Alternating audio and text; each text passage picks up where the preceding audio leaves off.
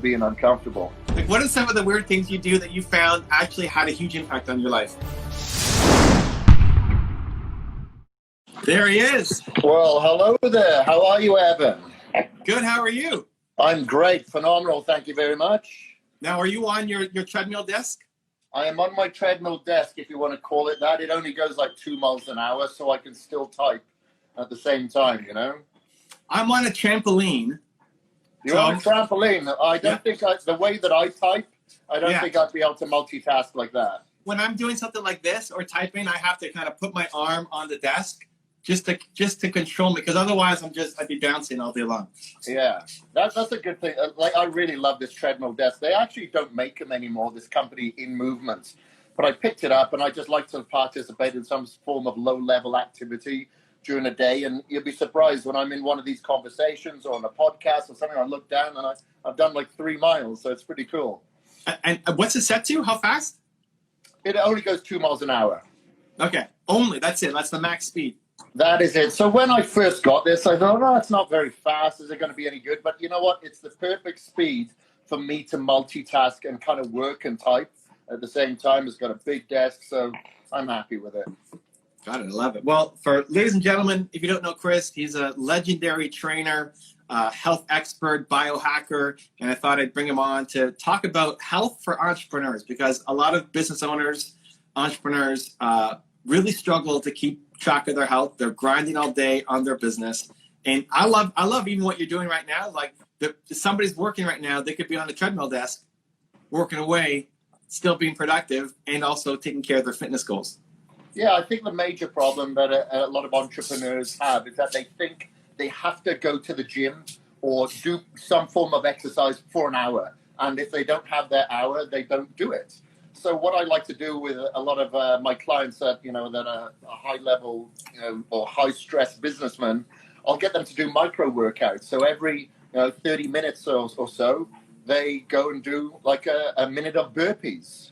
And then they'll do a minute of sit-ups and then push-ups and stand-in squats and jumping jacks.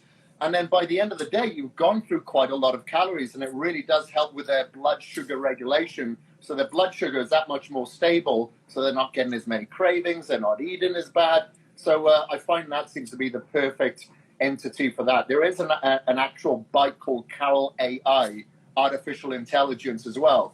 And basically, it's like a 5-minute workout, and that works very well with a lot of entrepreneurs. I love it. Now, you just finished coming through a fast. Are you done the fast? Are you still on it right now? I just broke it now, literally about 20 minutes ago. Yeah, 36 hours. So fasting seems to have taken off. I've done a couple of them. My longest was early this month. I did 66 hours. Wow, nice. Of just water, coffee in the morning, but like black, and sea salt, like the pink sea salt. Yeah. And that's it for 66 hours. I've been doing fasting for quite a while now, for a couple of years. But usually around 16 hours. The longest I'd gone was 20 hours. So last week I thought, you know what, there's a lot of people out there during this time of quarantine that are kind of losing their discipline at this time. They're eating more, they're not exercising, they're not sticking to a schedule. Even though they're at home, they're not getting up as early as they should be, So, I wanted to, put in a little bit more discipline into people's lives that can have a transcendence effect. So I thought, you know what, let's do something that a lot of people don't want to do. Let's fast. So we started like a little bit of a Facebook group, started off with the 24 last week, 36 this week. Next week, it'll be 48-hour fast. And then what I'm probably going to do is continue with that group, but then maybe every day we'll be doing cold showers, making sure that you're not hitting the snooze button or something else, because you got to get comfortable being uncomfortable. And the group dynamic, I think, is super important, to have other people who are doing it so that you're not feeling like you're all alone. You know what? It's helped me for sure, because last night, I was hungry, and I during the day I'm fine because I'm so busy. But during the evening, when you got time to think and you're not sleeping as good because I'm hungry, that's when it's tough. But having that group dynamic and having that accountability, you're really putting your sincerity on the line. So I really like that. It's very powerful. It's a crowd source of inspiration. What are you telling people right now when they're struggling to stay on their routine and probably eating more than they should? And gaining that weight because they're out of their regular regimen? Yeah, it all depends who I'm talking to at the end of the day. It's like if you think of team sports, which I never really enjoyed. I've always participated in individual sports because you can have a coach that just yells at people. And some of those team players enjoy that. They like that. They're receptive to it. But other team players need some encouragement. So I guess it all depends who you're talking to at the end of the day. But, for the most part, I'm just telling people, look, we are going to go back to normality. So do you want to be one step ahead? Because it's going to be difficult for a lot of people to get back into the economic climate, to get jobs if they've lost their jobs or if they're on part-time or whatever it may be. They're going to have to be one step ahead of the curve. Use this time for introspective energy because now we don't have to always be as distracted. So you can actually listen to your thoughts, get a little bit more creative, don't have to have headphones in all the time. So you can actually, figure out exactly what you want to do and how you want to go about it. Unfortunately, like I've got a gym franchise that I own in India. They've all been closed down for the past, 8-9 weeks now. And my supplement sales from my supplement company has been down a little bit because we don't have the essentials that people consider, such as vitamin C, elderberry and stuff like that. We have more sports performance. So I've had to sidestep and really work on my books and my online training, which the bandwidth is expanded, immensely, which is great. But I can only do that if I continue to focus and wake up in the morning at the time that I usually do, go to bed at 8:30 like I usually do, and stick to that routine of disciplinary action. Because funny you said that a lot of entrepreneurs don't have time to go to the gym. I wouldn't be an entrepreneur if I didn't go to the gym because that gives me my AA batteries in the morning. It provides the discipline that I need to be structured. It provides the blood flow to my brain so I'm more cognitive receptive.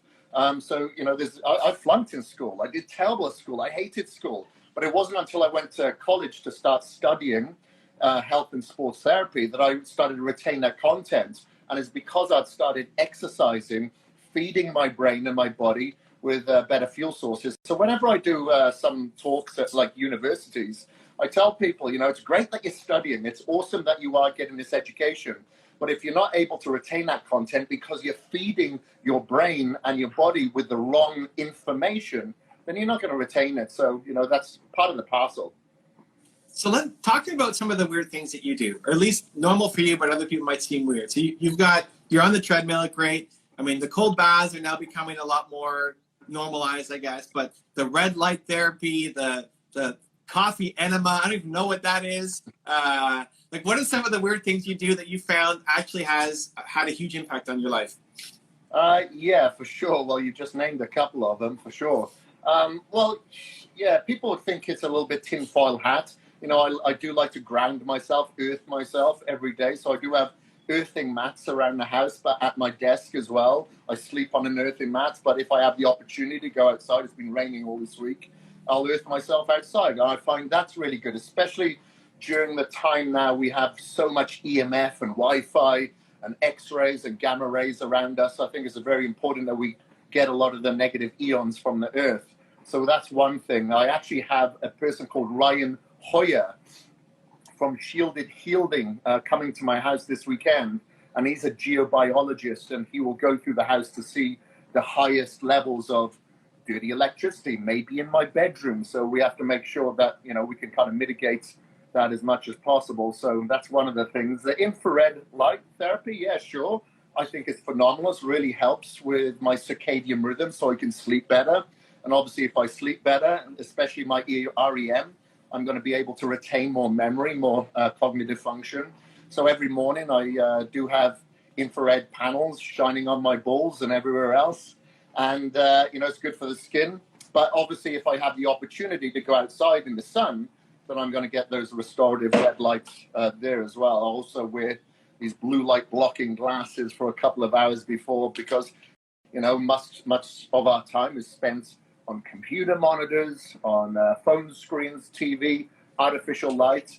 So again, to release that melatonin so I can sleep and relax and not be stressed, it all helps with the recovery because we always think about go, go, go, burning a candle at both ends. Let's see how hard we can work and how long we can work. but you can only do that if you optimize your recovery. So recovery is always at the forefront of my brain, so I can perform and be a little bit more efficient with what I put out. Let me see what else I have. PEMF, yeah, you mentioned the coffee enemas. I only do that once a week. I don't make that a daily habit. And is that a pill? Like, I don't even know what. I don't know if I want to ask. Do I want to ask? What?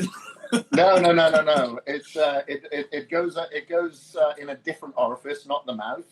So the enema, much like a colonic hydrotherapy, if you will, you just do this from home, and you want to make sure that you're getting you wouldn't want to be putting Folgers up your butt. You want to make sure that you have a high-grade coffee that is organic, that is mycotoxin-free, because unfortunately in the US, we have higher levels of mycotoxins in our grains, in our coffee, in our wines. So if you're mold sensitive, then that's definitely going to have a negative impact. So, but is it like coffee, like a pill coffee that you put it? Is it the liquid? Like how are you? Yeah, so you grind it, put it in a French press, fill up that French press, then you put it in a proper enema kit. Okay. And then you can lie on the floor in your bathroom or wherever you want. And then you just slowly allow this coffee, because obviously the container has to be higher than you for gravity to take it up the butt. Yeah, so it's a rectal. You take this coffee, and then you just hold it there for about 15 minutes, and then you go to the toilet, and you feel clean as a whistle after. And so why coffee instead of just water or something else? I'm just curious, like, what's the benefit you're seeing? Yeah, you get like a lot of selenium. You're going to get a lot of polyphenols that you're not going to get out of water. And, there's very few studies that do show this. But I've noticed that my liver enzymes do decrease. The inflammatory responders in my liver do decrease from doing coffee enemas. And, I learned this from my friend Ben Greenfield. So I just been following that protocol, and it worked for me. So if it works for me, I'm going to do it. It's not something that I tell people to do. You got to figure these things out yourself. It's the like, how deep into Kris's world do you go, right? Like the starting point is the diet and the working out and maybe ice baths, and then we start going more. I mean, I love that stuff. I think people write it off as tinfoil hat, but why don't you just try it for a week and just see if it works for you? Yeah, for sure. The fundamentals have to be in place. Unfortunately, in the biohacking world, people who have money see these shiny objects and get everything and think they're going to live to past 100 years old. But without the fundamentals of your sleep, your hydration, good food, organic, humane raised, wild caught, etc., and really focusing on those stress levels, those stress hormones. So waking up in the morning, make sure that you're not reacting to your phone. Maybe you start the day with meditation, mindfulness, and manifestation. All these things are going to have an impact that are free. And then you can look at the shiny objects of, and then you can start quantifying. So I wear an Aura ring, which tells me what my deep sleep cycle is, what my REM is. So you can see actually what is working and what isn't. I do wear a 24-hour blood glucose monitor as well. I'm not diabetic, but that tells me, what sort of implications certain foods or environments have on my blood sugar variability. So if I have an ice bath in the morning, my blood sugar levels are much more stable. And I've noticed as well, because it tones your vagus nerve, you're much more emotionally stable as well. So you're able to react to certain situations, especially if you're an entrepreneur, much better with more clarity than you would otherwise. So it's constantly measuring your blood sugar level? 24/7, yeah. So you've got an app on the phone. There's two that I wear. There's one called the Nacho Libre, and the other one is called a Dexcom 6. The Dexcom 6 is a little bit better, a thinner needle, so it's not as uncomfortable. And I'll stay there for about 5-6 days. Wow, that's wild. So it's just always in you? Always, yeah. So you throw it like in the back of your arm. You can put it in your waist. I don't wear it on the waist because I wear a weights belt when I go to the gym, and it can be uncomfortable if I'm going running or anything like that. So the back of the arm seems to be pretty good. It's specifically for diabetics, so they don't have to keep pricking their finger. And because I type so much, I don't want to be pricking my finger every day. Makes sense. So for the sleep ring, I'm always curious, what changes have you made? So great. So you know that you didn't get enough REM sleep last night. How do you then use that and make a practical change to your life so that you fix the sleep result? So I always look to see what I did the night before that may have impacted it. So this is how I kind of got into biohacking initially, because I went to Dr. Spinald's clinic in Oldsmar, Florida for 6 weeks because I had mold toxicity from when I was living in Mumbai, India, which led to me only having like about 3 hours sleep a night. It was horrendous. Wow. But I had that typical entrepreneur spirit where I don't care. I'm still going to run my businesses. I'm going to outwork everybody. I'm going to out-train everybody. Go, go, go. And, I wasn't a good person to be around. So, I expended all of my options when it came to natural therapies, natural supplementation, even some types of medication. And when I went to Dr. Spinald's clinic, I found out about this mold toxicity. And following that, the 6 weeks there, the severe detoxification protocol, I really started quantifying everything. And sleep was obviously one of the major things. So I've worn the Whoop, I've worn the BioStrap, the Aura, I find is really, really good for sleep. And the changes that I make come from supplementation, like magnesium is something that we are all pretty much deficient in today. So making sure that I have plenty of magnesium in the diet or supplement with it. You can even bath in it. Which magnesium are you using? There's a company called Calm. That's a magnesium, but the one that I use is by a company called BiOptimizers, and they have a magnesium that I think is very efficacious. But I also bathe in magnesium flakes as well, And if I go, so there's a place here called Stillwater Float, and they do float therapy. And I don't know if you've heard of float therapy tanks. Yeah. Is it in total darkness too? Yeah, that's right. Okay. That's it. So sensory deprivation. So occasionally I'll go there, and it's like 1,200 pounds of magnesium that you're floating in. So you get a good night's sleep after that, But there's certain types of CBD that I'll take, but at a very high dose, like 100 milligrams, to help with the deep sleep cycle as well. And tryptophan I have found as being the number one supplement at about 1 to 2 grams to really help with sleep. All right. And obviously, further from the supplementation, having a weighted blanket, making sure the room is completely dark. If not, you're wearing an eye mask. The bed has to be of high quality, obviously, because we spend, nearly half of our time in it. Now, you said you got a book coming up. I know you've done some others in the past. So what's the new book all about? Well, the book is just released. This one's just released. It's called Man of Iron. So it's all on like hybrid athleticism, because a lot of people that are into bodybuilding, they don't think that you should do any endurance. And a lot of endurance athletes believe that you shouldn't do any strength training. So I kind of merged both of them together, because I've always done cardio every day, twice a day, even as a bodybuilder and a bigger person. And a lot of people, including my peers, told me that it shouldn't be done. You should be a static ornament and just contain all these calories that you're eating. However, I felt that, the most important muscle that we have is not just our pecs or our delts, it's our heart. So I've always worked my heart. And so I decided to prove a lot of people wrong by saying, okay, I'm going to give myself 6 months to do something extreme. What's extreme? An Ironman triathlon. So I went to the lab, did all the tests to show that I wouldn't lose any muscle. I increased my FTP, my lactate threshold, and I actually put on just under a pound of muscle during that 6 months. But I've continued to do Ironman and ultramarathon and Spartan, but still train like a bodybuilder as well. And so a lot of people have actually got into hybrid athleticism now.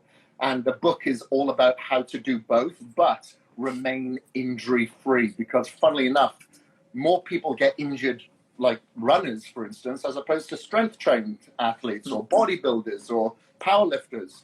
So that's something that I wanted to put out there to show that you can do both. Because so many people said, yeah, I took up kind of strength training, but I had to give up running. Or a lot of people started running and vice versa.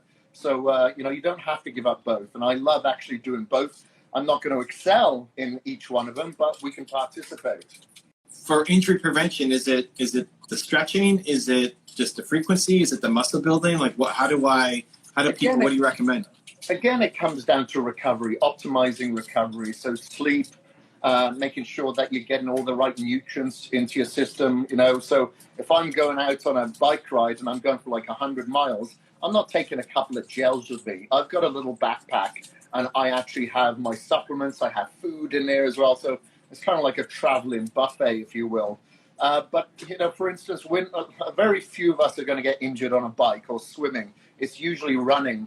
So I usually recommend that people, if they have the opportunity, they'll either run on a curved treadmill or on the trails as much as possible.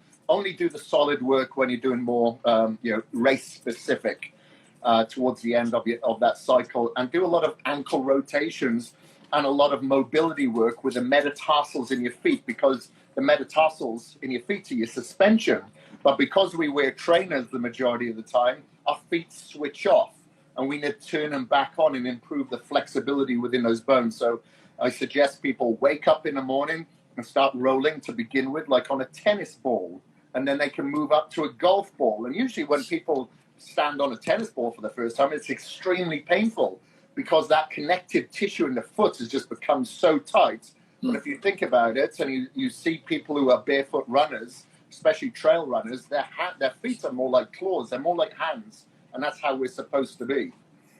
So are you running in the Vibram shoes or the barefoot shoes? I have the Vibo barefoot on me right now. Okay. Right now. We're gonna see it. This is it. Yeah. Oh, what are those? Oh, are those the Japanese ones that wrap? No, the Vibo barefoot. These are Vibo barefoot. Oh, Vibo. Okay.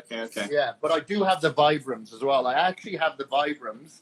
So here's a nice little hack for you, with something called an earthy strap to them. So it's like a bar, like a sticky bar that bends, that goes from the inside of your foot to the outside of your sole.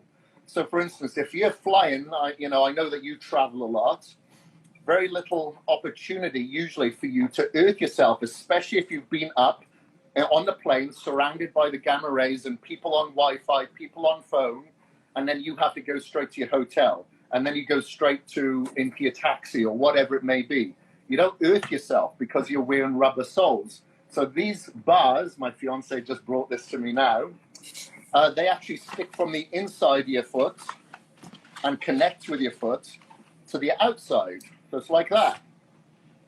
So I usually wear these with my Vibrams or my Vibo barefoot. So there's a little biohack for you. Because Wow. the chances of you actually going out and putting your feet on the grass, especially if you're traveling and you're working, you know what it's like. You don't even see daylight. So that really helps. And another little biohack, if you're not seeing daylight because you're just seeing hotels and conference rooms, there's a handheld infrared device called the Juve Go. And I don't have it in here, I've just got the box. But then you can actually shine the restorative red light on your face into your retina in the morning, at night. So when you do go into that new time zone, you're able to get into it that much more because you're telling your brain, okay, it's sunrise, it's dusk. I love it. This is all great. I got lots of notes I gotta start researching and working on. Now, quickly, tell me about YouTube. I mean, that's where most of my audience is. That's where people are gonna watch this video as well. You've got so much knowledge. You're still learning. You're still applying. Are you bringing it to YouTube? Is it a platform you care about? What are you up to there? Yeah, I definitely need to do more on it. There's definitely more that I need to do. I was kind of old school, and I started on Facebook, and I was even really pushed to start Facebook because I was like, fan page? Why do I want a fan page? But I got over 1 million followers there. But I never really put the time and effort that was needed into YouTube, because I do understand if I'm to provide education, then YouTube is going to be the best platform in order to do that. So I'm actually starting that process a little bit more seriously now. And there seems to be a lot that I don't know in regards to, you've got to have a certain thumbnail, the tags, the text has to be correct, something that's attractive. So I want to try to cross off all those P's and Q's before I dive into it. Up until now, I've more so dabbed my toes. So I might be coming to you for some advice there. I'm happy to, man. Cross off the P's? I've never even heard of that. How are you crossing off a P or a Q? The P and the Q is maybe it's a British term. Yeah, I'll probably, but like, where does it? How does it? What are you crossing? Because usually it's cross off the T's. That's what we would say. Ah, right. Because you cross off a T. I think it's like a Cockney term. P's and Q's. All right. Yeah, I mean, the YouTube's great because the content lives forever. Because whatever you make, whatever you post on Instagram, nobody cares in 3 days, in 2 days. Yeah, exactly. But YouTube, the videos from 5 years ago could still be getting you views and attention and traffic and interest. And just in speaking with you in the depth of knowledge that you have, there's so many things. I'm sure whatever question, like you have an answer with decades of experience on, would be a great format for you. Even just sharing your thoughts without making it look super fancy in the editing, because the quality content is more just what's in your brain and your head and your experience. Yeah, exactly. And from what I understand, it seems to be expanding on that platform as well now. Obviously, you've got the YouTube Live, and like there's YouTube Stories that I've been told as well. Yeah, YouTube Stories. So I really need to take a deep dive into this platform.